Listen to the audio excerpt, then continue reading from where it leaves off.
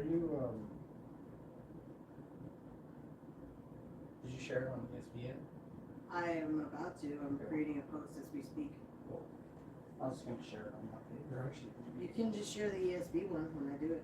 yeah, that's what I was gonna say, share it on Yep. Hello everybody, sorry, we're just now getting on the stream here. What are we doing today? Today, Vic's been talking to me about wanting to learn how to play 8-ball a little better, so we're going to go over some 8-ball strategy. I think this stream's going to be maybe, we'll see, we can fill up the whole hour with 8-ball strategy for sure, so that's not an issue. Anyone that sees the stream, gets on there and is live, obviously I would love, any commentary, any comments, any questions, please ask. Make comments after the fact. We will look at all the comments that are posted over time and respond to them. Any more deep diving that you'd like to see on any particular subject, get in there. We'll cover it as much as we can over time. So keep these balls out here.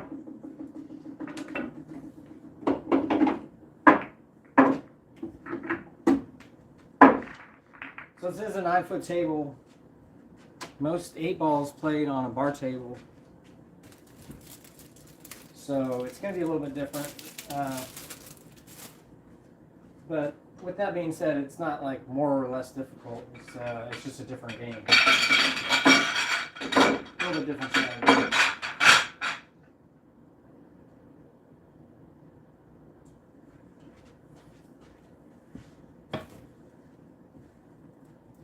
Okay, I shared it to your profile and to mine and ESB. Great.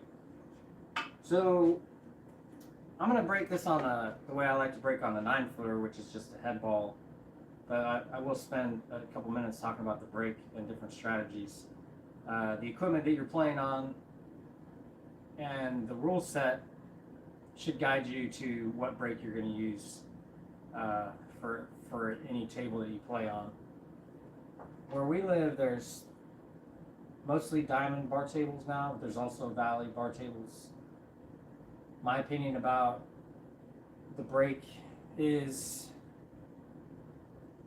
depending on the quality of the equipment and the condition of the equipment, there's really, there's several different ways to break. I'd say the main ways, you'd say you're either breaking from the middle area of the table, head ball, and just trying to break them as big as you can.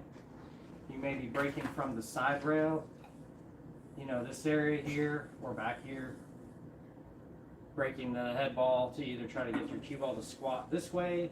There's some people that like to cut break and go to the side and back into the rack to try to make the 8-ball. If you're playing an 8-ball, break is a win. Then some people try that where they'll like break from here, for instance, glance off the head ball, go into the rack, and then withdraw a lot of the times, like glance withdraws to draw it back so they can put more speed on it, come straight back in and hope to kick the 8 into one of the holes where you're banking over here. You could also try that to go this way and back. And this would be similar to like the cut break in 9 on the spot 9-ball, where you'd be like breaking, but instead of breaking from the side, you're breaking from the middle area as far out as you can, because ideally in that cut break, you want to be further out, because then you can get more of a glancing blow, and then you get the energy, is proper. But it kind of like depends. You have to like adjust it. This is all based off of like what you're trying to do. And then the second break that's pretty viable on the bar tables is to break the second ball. So like you're basically trying to hit it. Mostly the way I like to do it is hit it as full as I can, basically just barely miss the head ball, hit that ball as full as I can. And then what normally kind of happens to me is that you don't really have to put draw on it. You almost want to hit like a stun, because you do get a little bit more energy back into the cue ball when you contact it, because there's more mass here, and that does actually matter a little bit. Not a lot, but it's enough when you're using that much energy that there's the extra residual energy is, you know, it's meaningful enough to account for. If you're like good at it, you start paying attention to it, you'll see it does react differently than just hitting a ball that's here versus hitting a whole stack of balls. You know, so then a lot of times, you know, with that second ball break, you can hit as heavy as you want. You can play like stun like I like to, which is you basically play and then you're trying to go back into the balls, because ideally what you want is the cue ball to end up in this area so that you can shoot into all 4 pockets, potentially all 6 pockets, and then all you need to do is have one ball available. And this would be typically in like, you know, open table after the break. I like that. When you're playing make it, take it, I mean, it's basically the same thing. Then, you know, that's more of a strategy differential. But also people will play, you know, the head ball or the second ball and then break and try to go side rail, end rail, and then back into the bottom of the stack, or like draw and then try to come up. It's all, you know, you gotta experiment with different styles. I think on the valleys that don't rack very well, I like to break second ball, because then you can make the 8 a lot of the time, which is nice if you're playing 8 as a win. And then also if the balls aren't racked very well, you know, if you hit the second ball, you're actually getting more energy into the middle of the rack than if you're like getting a loose rack and you're hitting the head ball and then maybe only partial energy. Most of the energy, when you're like, if the head ball isn't frozen to both of the balls, you know, say it's only frozen to the 12 and it's off the 14. If you like hit the ball here, then the initial energy is going to go into the 12. And if they're both frozen, then not half, but like energy will be going into the whole rack, and then that will actually push into the 8 and then push these balls out. But if the balls are not frozen, then what will happen is like one line will like rocket around, and then this one will just like fuzz out and like be like, so which ends up turning into more of a moving game, which if you're a defensive player or you have a defensive understanding of the game, then you don't worry so much if the balls don't spread really nice. If you're an all-out offense player, then you're probably better off with the head ball break, because you're going to get typically a better spread for that.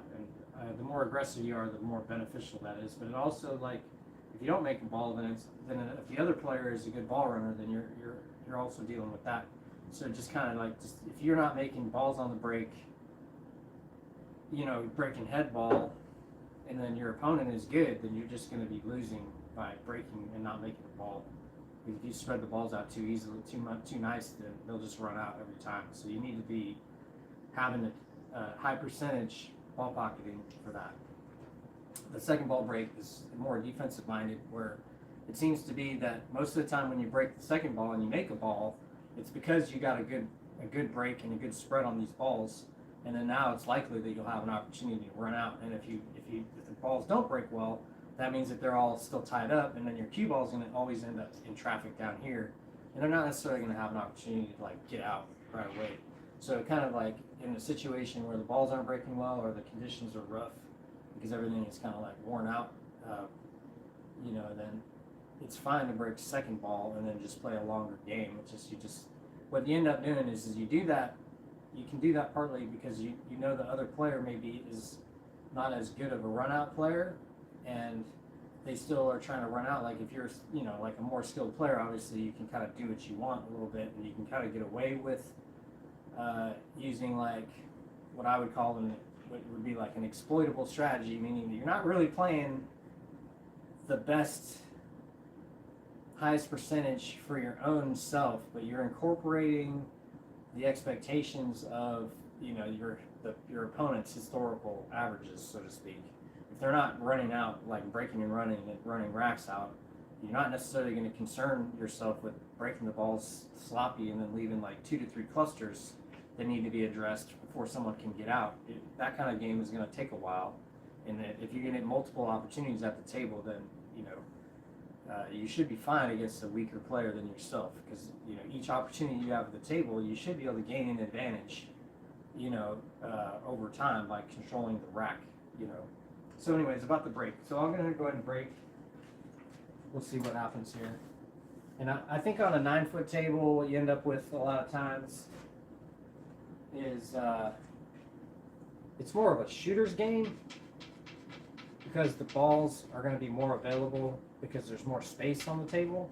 But then what you end up with is the benefits and burdens of it is that you have more available shots, but then you also need to move your cue ball more, and you're going to have to make more difficult shots because the balls are going to be further from the holes. Like for instance, there's going to be balls, you know, over here that you can't shoot into the side. Now you got to cut all the way down, you know, and then it's like you got to get your angles right, which is obviously important on a bar table. But like you're not going to shoot that many shots on a bar table that are further, that are this long, you know, on a bar table. This is like a shot that your object ball is traveling this far is pretty rare. You're basically shooting it from like on a 7-footer. If you're shooting a shot that's like this far, like say this is the you know, the object ball and this is the pocket, you know, on a bar table, the bar table comes to like here, so you'd be shooting out of the hole here. So if you're shooting like short side and the cue ball was down here and you're shooting a shot that's like in the kitchen all the way down to the other side, that's the equivalent of this. I mean, that shot on a bar table is about as tough as it gets, but that's like normal on this table. So you just gotta understand that bar tables end up being a little bit more where you have easier shots, but you need to get your position a little bit more finely tuned because there's going to be more traffic, and if you get on the wrong side of the ball, you're going to have trouble. And then also because there's more traffic, that means more clusters. So you're going to have to learn how to deal with the clusters, which ends up being cue ball control ultimately.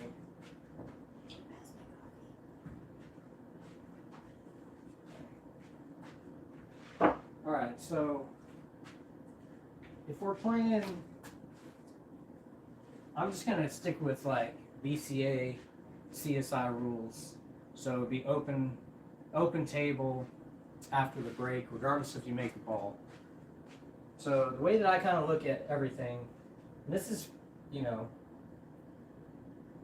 pretty simple rack because there's no balls that don't go. The only really ball that you'd think is actually tough, that doesn't really have a good hole, is the 7. With that being said, as soon as you shoot the 3, it goes right in there. You can get to the side pockets too. This area here is nice for the 7 to get you down here. So it's really not a big deal. The main thing that I'd be looking to do is eliminate the 3 first as much as I can because I don't want to move the 8. Because if I move the 8, it might get worse. This is fine. From here, there's plenty of room. So like, my priority here is to like get to a spot where I can get to the 7, these 2 balls on the end rail, on the side rails, because they're a little bit more difficult, and then use like these 2 balls here, the 3, the 2, the 3, and the 6 to like manage getting that. As soon as I move the 7, that opens up an entire area here. So what I probably do, what I like doing here, I'm not going to shoot the 1 because it's more missable. I like shooting the 5 first. I think that when you're playing games where you have options for multiple balls and you're coming to the table, it's wise to shoot an easier shot to make so that you can kind of start your run. With that being said, that you do have to like make sure you play better position. But I like to try to like take on a little bit of an easier shot, go for a really nice position, and then just, you know, live off that residual. Now, if I was going to place strikes here, what I'd end up doing, let's see, the 15 doesn't go past the 12, so but the 12 is there. I might shoot the 12 first, just to remove it, so the 15 goes, and then come over to this side of the table, and then play at this 11 to come up for the 15, and then once that's happened, I just got to get the 9, and now what we're doing is we're making sure that we stay below the 7 as much as we can. This is like a little bit tricky with strikes here because the 7 is kind of blocking a lot of the nice, like not all of it, because you have this whole angle is like pretty easy, but you. Anyways, sorry, I guess we lost connection, and now we're back. So let's see, what do we got to think here? Yeah, this is a tough rack. This is definitely be some moving involved. Is it going to be a different link here? Probably. Okay, let me go back. So let's see. I wouldn't probably be looking to run these balls out. I think to me, I would try to take solids here, and the first shot that I'm going to shoot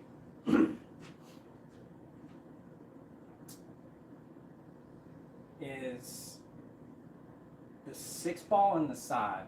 And the reason why, well, I could potentially get out here. So what I got to do for that to happen is play this cut shot and then bump the 7 out. And then from there, what I've got is I'm looking at getting this angle on the 3 or this angle so that I can either come forward this way or like go at it this way and break these balls out. And if I complete my breakout on the 6, move the ball here to where it's makeable, then now what I've left myself is the 4, 1, and 5 that are going to be used in addition to having the 7 and the 2 that are unlocked to try to get out. And then, but you gotta, like, as the rack progresses, you gotta just be adaptable.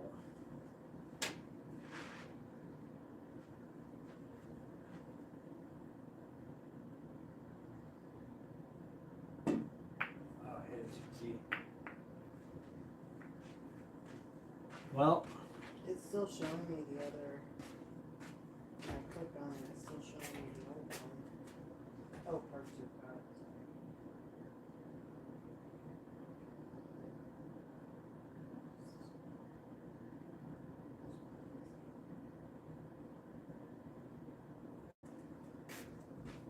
sorry. alright, so I missed. Still open table. The 9 goes past.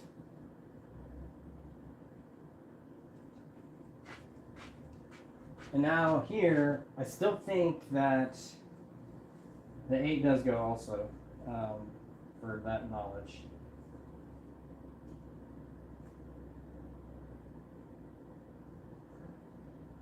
So I'm basically trying to decide if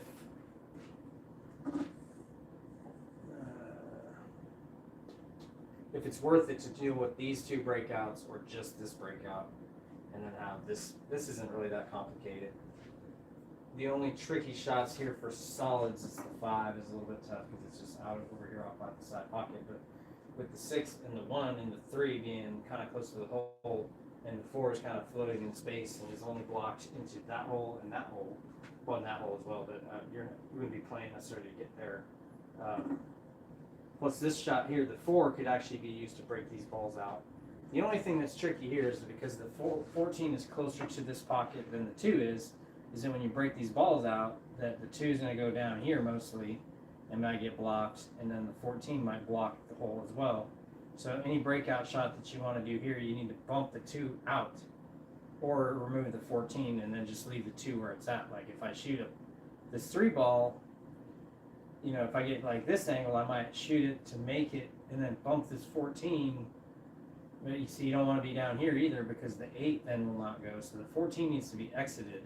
That's why what I like doing is getting here, shooting the 3, and then going to the side rail and the end rail, and then back up into the bottom of the balls to move them away from the 8 and release them from being blocking each other.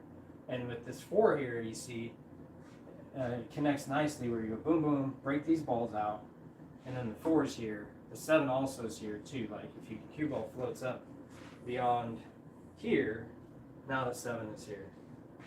So I'm still liking solids. The trick is, how do I get on this? I think that I just got to shoot the 1 to play shape for the 5. And if I get good on the 5, like straight in, or not really straight in, I'd like to be right here. The other thing I'm thinking about doing is just playing to come all the way down and break the ball, but I don't want to come out and break them here. I do want to get underneath and come up this way. The only trick is I've cued over the 7.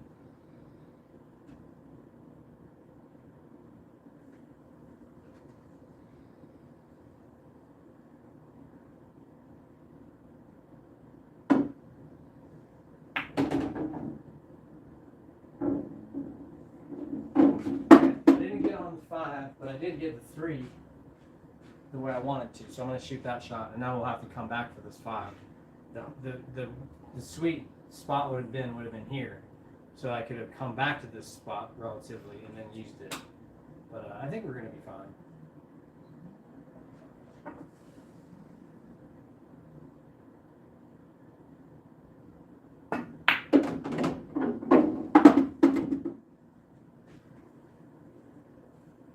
I didn't bump the 14, but we're still in that same situation now where I do see the 2 hasn't been dealt with exactly yet, so now what we got to do here.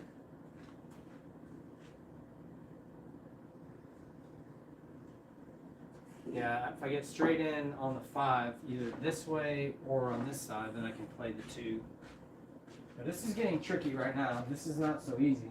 I'm even considering shooting the 5, even though it's a tough shot, and then that would leave me the 4 ball. But the problem is the 2 doesn't go in there either because the 7 is there. So we're kind of in a little bit of a quandary. Which in this situation, then what I would do is I'm going to shoot the 5 because the 5 isn't in the way of anything of my opponent. So if I'm going to shoot a shot and miss, this is the shot, because what happens if you miss, I'm going to shoot it to just make it, and I'm playing for the 4 or the 6 next. But if I play it slow, leave my cue ball like right here, then I'll be fine. And then if I miss, then it's probably going to either hit the 15 or bump it down here, and then maybe it'll still go, which then will make me continue my run, or it'll jaw up and block the hole, and then now my opponent is going to have to deal with this. So I wouldn't necessarily play this with aggressive speed. That wouldn't help you, I think, with your strategy. And the way that the 4 and the 6 are is going to leave it nice for me to be able to do something just by rolling it in. So I'm going to just roll it in.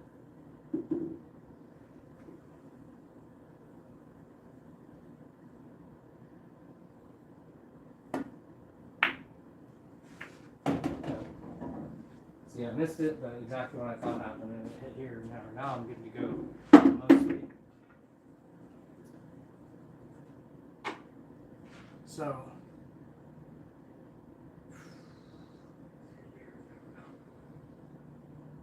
I'm going to play to shoot the 4 and then the 7. Jeez. It's getting a little bit tricky.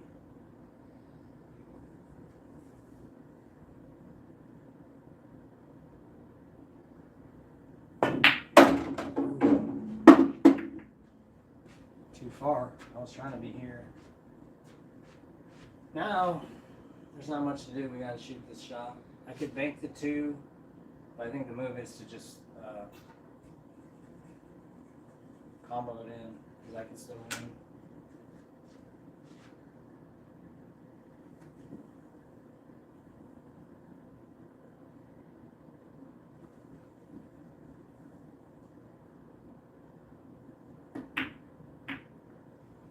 Yeah.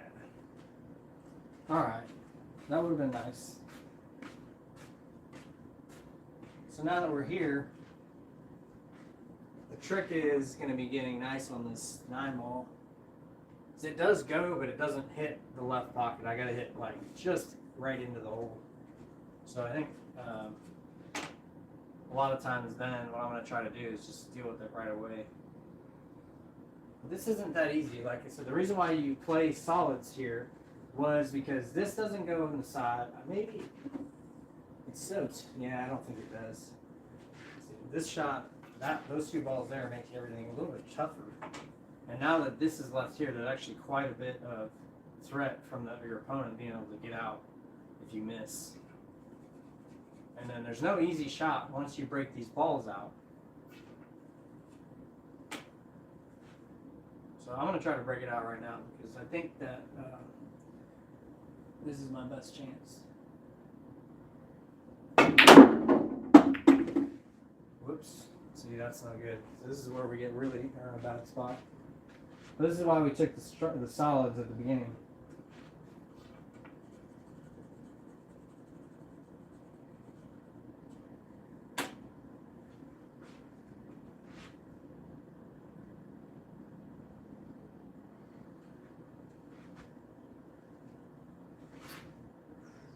See, this is tough.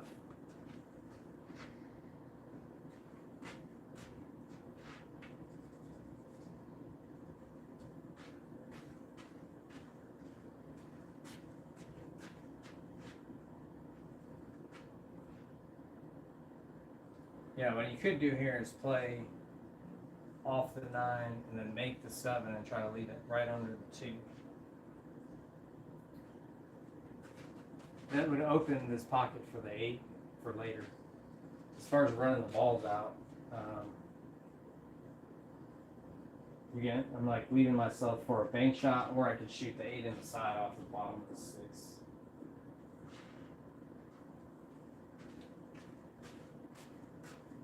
But here, I don't know. Like I said, this is a situation where I don't really have a good offensive shot and nor defensive shot. But I think the best play for me is to just try to like make the 7, like I said. And this is just, you know, you gotta learn your caroms. Let's see, I don't know my caroms yet.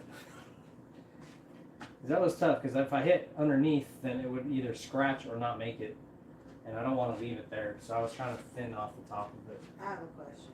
Yeah. Could you maybe like, instead of doing that shot, could you have maybe played off the 13, like kick the 13, or the 11, I mean? Like the 9? The 11. The Like 11, and then float the cue ball between the 6 and the 8 as a safety shot. Yeah, So but park it on the rim. like here? Yeah. Well, you can shoot the 6 down, table them. Or maybe at like a slight enough angle that Yeah. it would cause the scratch. You know what I mean? Well, if you're out here, then you can just combo it in. Yeah. I mean, if it was like half behind the 8, but not totally on the rim. I don't know. Yeah, I mean, from where this ball is, there's no way to get to here. That's where you'd have to be, is right here. As far as that goes. But, yeah, so we're here. This is pretty routine. All you gotta do is just get around to like right here.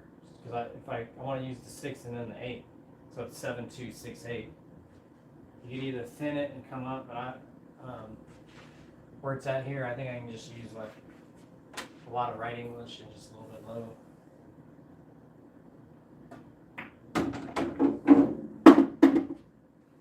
Because even though I bumped it, I think I'm still good.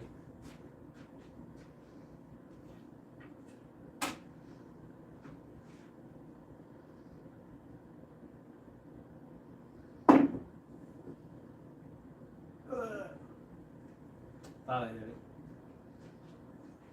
So we just continue this on. We're still in the situation where like the way you hit it, like I blocked the hole, now you gotta bank it, but really what I think that I like doing here is just playing to make the 12 past the 2 ball. I might not do that yet. I still have hopes here.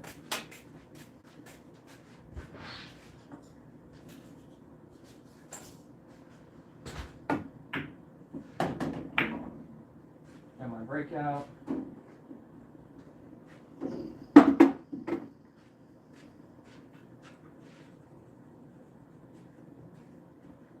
See now I like this shot of trying to make the 11 past the 2 and blocking the hole. Now you're in a tough spot. Now I think you're supposed to kick this in.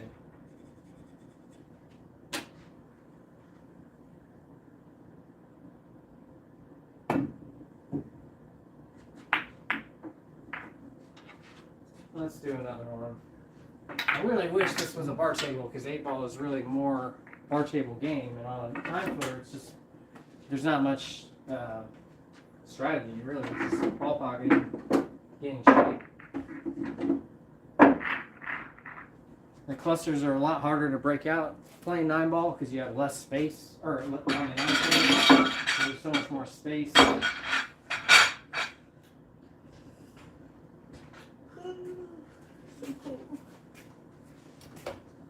toasty.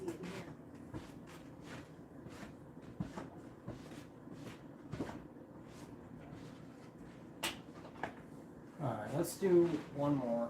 Anybody get back on? There's one person. There was two a second ago, but right when I went to the bathroom, there was two. Alright, need a ball. So I think this is pretty obvious that stripes is the way here. The trick would be to get to the 10, but I think you just try to like get there right away by playing 11 right to this spot right here. Which is just a natural, roughly.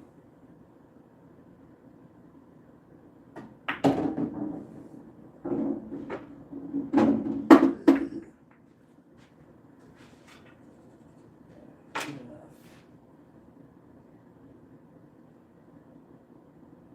Yeah, so now the main trick is going to be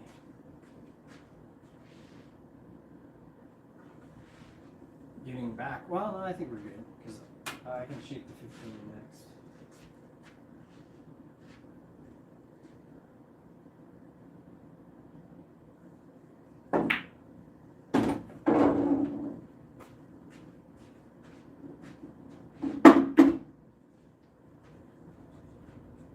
Now, because the 15 is thin, and I don't want to go down that way so far, the 9 is available, and I can shoot the 11 next.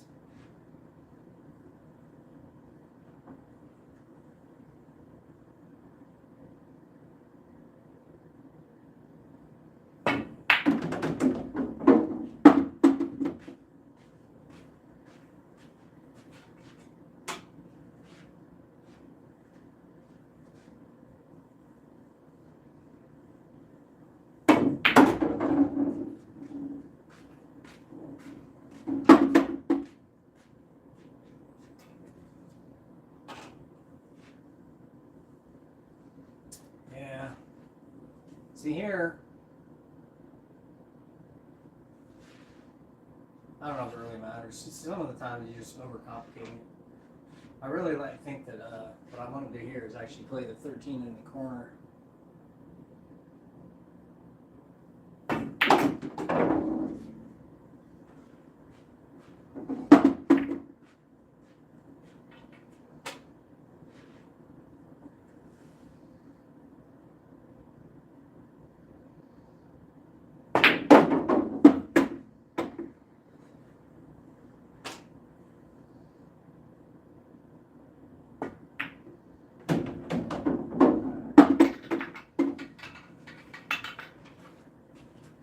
You got two.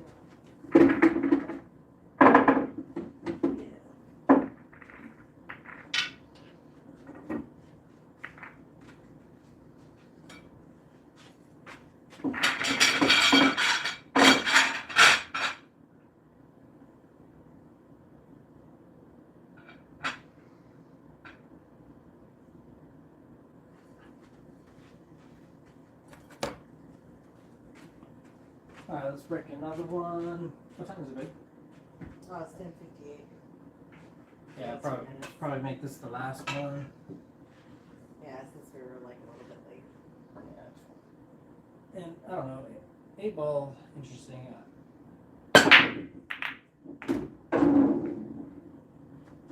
So much of the time, you know, on a 9-footer, it's Way pretty too obvious solid. what to do. Too solid. Yeah, so, point of fact, mostly on a bar table, if you're playing open after the break, my opinion is that mostly you should be shooting at the balls where there are more balls than less. With the point of the fact that if there's only, say, like in this situation, I make 2 solid balls, meaning there's only 5 left. So at the end of the game, when I'm shooting on the 8, there's only going to be 5 solid balls to block my pathways for all the shots that I've shot before that, and the 8. If I shoot a solid first, then now there's going to be 7 strike balls on the table the whole time that I have to deal with and go around. And I think in general, once you've reached the point at which you're going to make all the routine shots that you shoot, mostly, you'll see that making one more ball is easier than avoiding the traffic that comes up. And it's a higher percentage run out in general, shooting the pattern that there are more balls because you have more options earlier on. And then the thought process that I use is that, well, if I have more options from the beginning, I should be able to take advantage of those options to make better choices to give myself better opportunity, even though technically I have to do more work by making more balls. If that makes sense. So here the trick becomes the 10, which isn't too bad because I can go here, shoot the 12 because it does pass the 6 and then float down or leave it, and then now the 10 goes here. The 10 actually does go in the corner also. So really what I'm looking at here is shooting the stripes, shooting the 9, coming to here, 13, 15. I don't know what I'm going to shoot the 11 yet. I might. Yeah, I'm gonna do it that way. We'll see.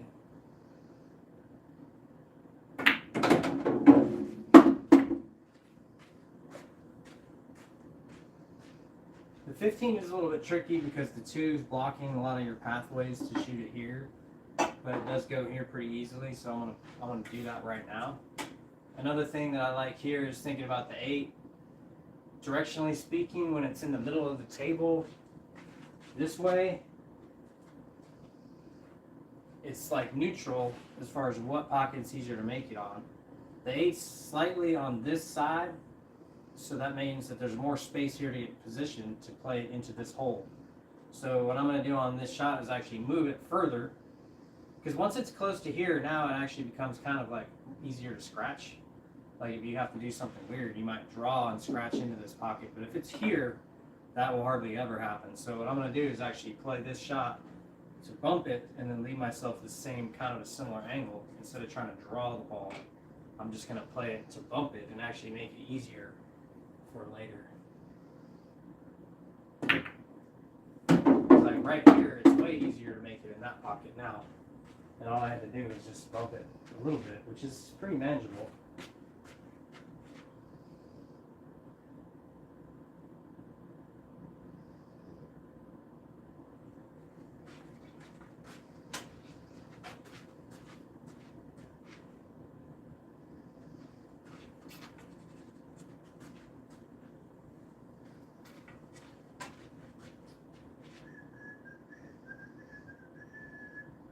Kind of looking at this. I think I gotta shoot this 14. Play for the 11.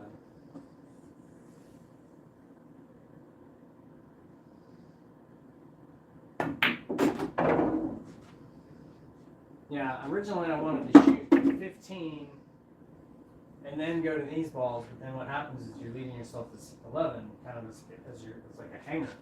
You don't, and then now you have nowhere to go because I would have had to play. Well, I guess I could have played this window and used the 11 last and shot that shot. But ideally, I'd like to stay close to the 8, play straight from a closer spot to the 8. So then, of course, I got straight in on this ball. So this is going to be a little bit tricky, but my plan is to use right English and then come over to this spot right here. Then I can shoot the 12, the 10, and the 15. Depending on where I get, I might shoot the 15 and then the 10. But because of where I'm at, I'm always going to probably have a shot to either shoot the 8 here or here with no real trouble.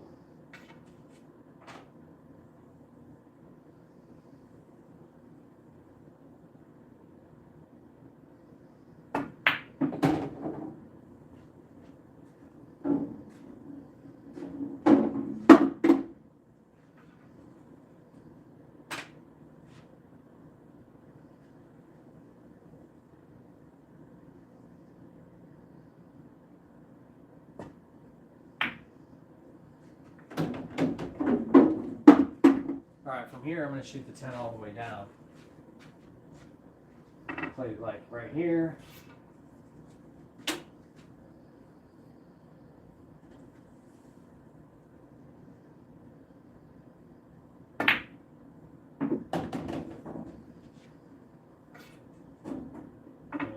yourself straight in like you like to.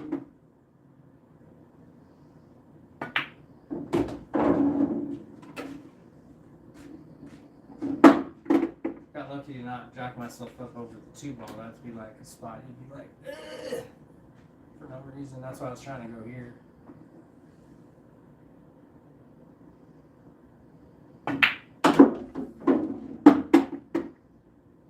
Alright, well, I think we're going to call it. 8 ball, like I said, on a 9-footer is not as much strategy, it's more execution. Dealing with the clusters and stuff, maybe we can set up a couple situations. I think we can talk a little bit about cluster breakouts too. That's a helpful thing. So if we have like a scenario, like say we've got like this, right? And most of the other stuff is going to be available. I pretty much always like to keep the 8 like around here. So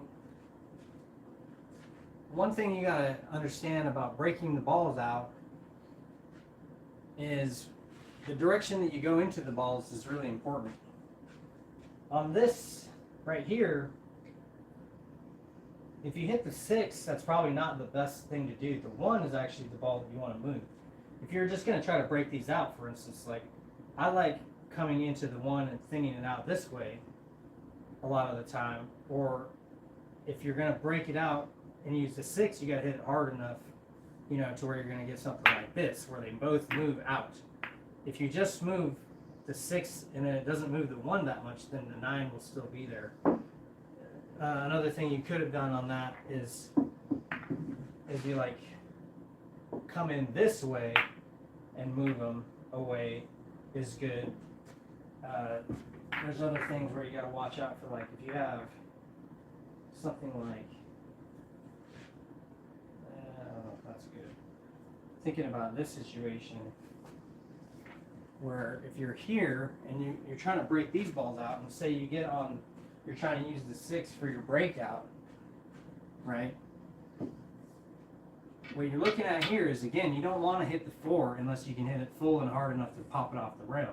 But if you hit the 15 from this side, it's going to bump the 4 clear pretty easily, and then you won't have to get as much power into it. So then you just be like making this, hitting the 15, and then you just need a little bit more, and it would have came off this ball, right? But I didn't have to smash it. And some of the time, you don't want to necessarily like blast the balls out, because if you hit them too hard, then they'll go tie up with something else. So you have to be very careful about how you break the balls out. So thinking about the directionality and what you really need to do, you know, if you're blocked by a solid and your stripes, these balls need to move away. So you want to get some power into them. You know what I mean? But if say you're just like, oh well, I have this situation where neither of them go, but all I have to do now is move this ball like 4 inches, and now they both go.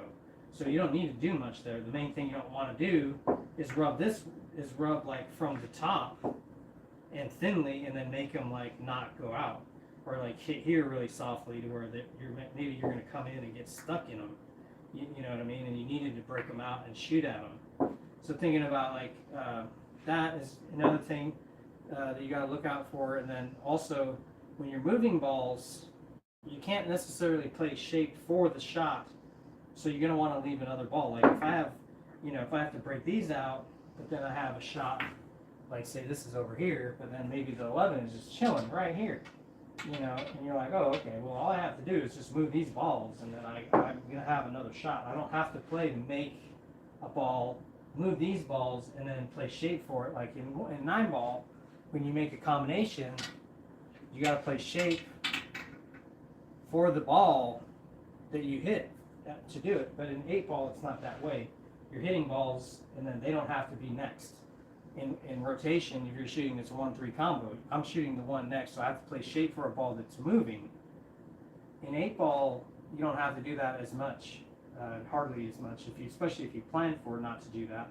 You know, the trick in 8 ball is sometimes you do have to do that, but that's just the way that 9 ball playing combos is all the time. So understanding that the breakouts in 8 ball can be a little bit easier, and that gives you more leeway as far as how you go about doing it. And 9 ball, you know, when you're shooting a combo, you have to control the one ball or the object ball, the low ball, so that you can shoot and continue your run. You know, and then if you don't, then you're going to be forced to play more defenses. But an 8-ball, mostly when you break the balls out, that's going to unlock a more offensive opportunity, and thus, you know, breakouts in 8-ball are something that you should be learning how to go for or to be good at, because they're offensive shots that or actually make your life easier. And in a 9-ball, a lot of times combos are not making your life easier if you make them. I think that's why mostly you only want to shoot combos on the money ball in rotation if you can, because then you don't have to worry about what happens next as much. What's that? Oh, it's 10 after. Okay. Yeah, I don't know. Any other things that really are important?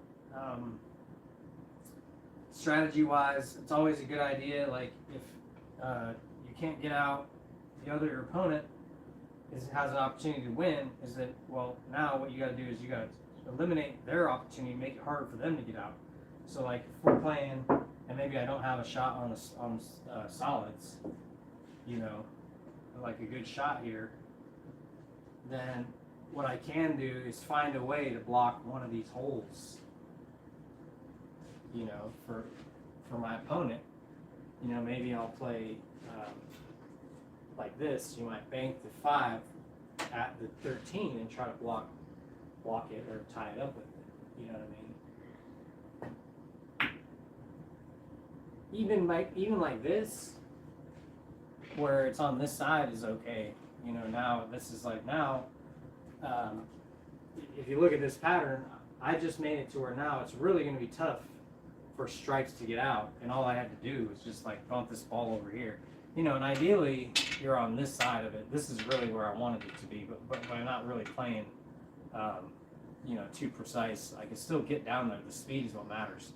Anywhere that's blocking it, because even if it goes there, but you're leaving your 5 here, it's like, well, yeah, you can get in here and cut this in, but this is a small window and a lot more difficult to get on than it was, you know. So there's like a lot of shots that you have to shoot in 8-ball that are more like survivor shots, and it comes down to where I almost think of 8-ball like a game of chicken, where one player is obviously mostly going to have the advantage in 8-ball as far as the way the balls are out, and your job is to hope that that's you and to turn it into you if it's not you. You know, you may not always be able to get out. If there's 3 clusters, you know, if you have this here and there's nothing around to use to break the balls out, I mean, you're going to have to use a whole inning just to move these balls. You know, and you have to design that shot so that you don't lose control of the rack and make it to where they can win while you do that. And they have to do the same thing. And part of the strategy of it is understanding when it's appropriate to be doing those things, because this game, it's not going to end until one of these 2 balls gets moved off of it. And it's one of the 2 players is going to do that. And you typically want it to be you, but if you can force it to be that person and they don't get out, then you're stealing their move, and that you know, gaining that initiative is how you win at 8-ball. A lot of the time is that you're like forcing them to waste shots and be unproductive on shots while you're still being productive the whole time. And I think that that becomes a big issue with 8-ball, is you have to be productive all the time. Like this situation with the 112. If I'm solids here, I might just, the shot that I might shoot is just make that ball, and then not even care to make a ball because I made their job harder. Now this 11 doesn't go, you know, he might try to combo, the same thing, combo that in to leave the 11 in the jaws.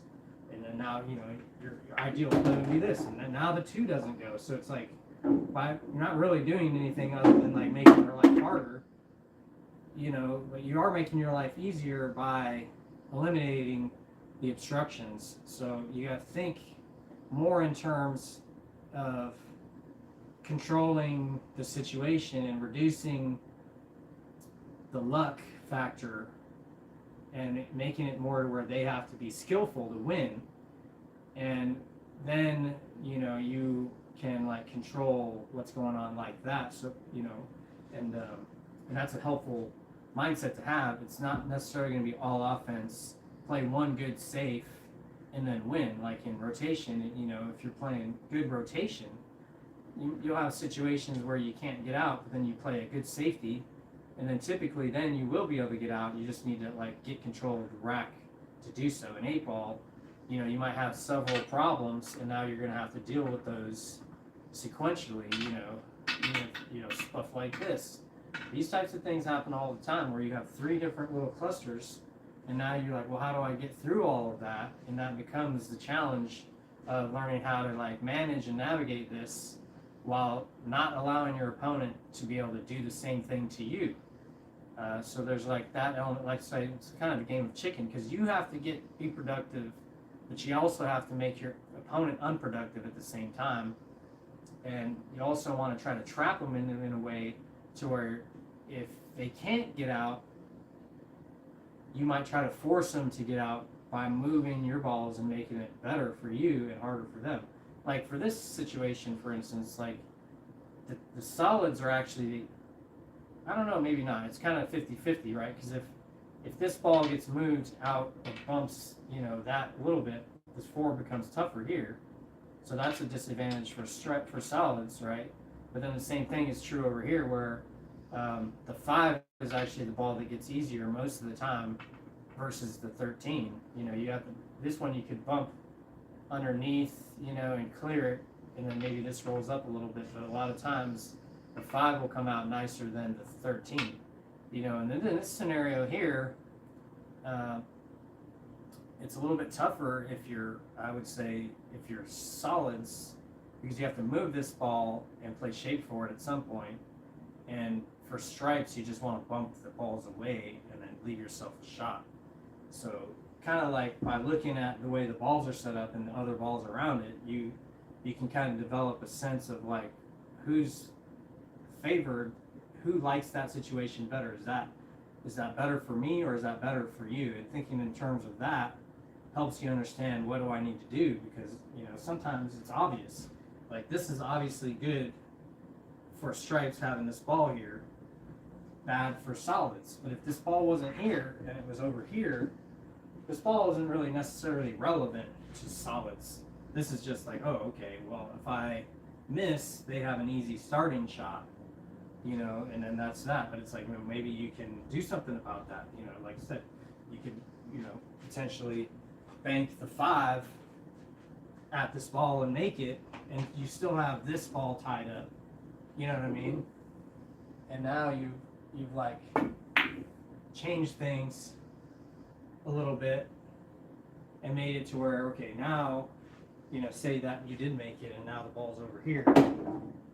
You know, now nobody can still win, but now I've like moved it slightly in my favor. You know, or even if I just bumped that ball out, say it was here, and then I hit it and bumped it out, and now they're both chilling. Now it's still better for me because I made my ball easier, but I still have this here that they have to deal with, which, you know, based on where the 13 is, you know, doable, and then the 9 as well. You can come this way, you know, so it's not like it's not doable, but like I said, some of that stuff gets a little bit tricky, where if you make it to where they think they can get out, but then they don't, then normally you're going to leave yourself with a much easier shot. So you got to, you know, think about that. But a lot of that's like, it's like a chicken thing. Like you got to be like, okay, am I going to have to get out of the way of this guy, or and he's going to run me over, or are we just going to head on collision, or is he going to get out of the way, you know, and or am I going to get out of the way, you know, and forcing your opponent to make that decision. You know, you're forcing them to take that burden on, and sometimes it's too much, you know, and they're, you know, just your percentages are going to dictate that it's probably not the right thing for them to go for it. But then at the same time, it's like, well, what else can they do? You know, if at some point, if you manage your position to get better and better and better, then eventually they have to go for it. And that's really what you're looking for, is getting them to go for it before they're really ready to. And then also you yourself is waiting till it's your time to go, and then you go. So what's another key thing I like to say? I'd say that the best time to go for it is at the beginning, when there's the most amount of balls on the table. And then what I like to do myself is I try to make the one good shot at the beginning to make my life easy, You know, you break out all the balls that need to be broken out, or if maybe there's only one cluster, and now you can get out, or there's one tough ball and you just get on that ball and then you're out. I will try to play to get out of those tough situations as early as possible so that I can increase my percentages for the later shots in the rack, you know, just by reducing, you know, the odds, because I know that if I miss early or if I get out of line early, then I have more balls on the table to use as defenders and to use to manage the chess game that is, you know, turned into.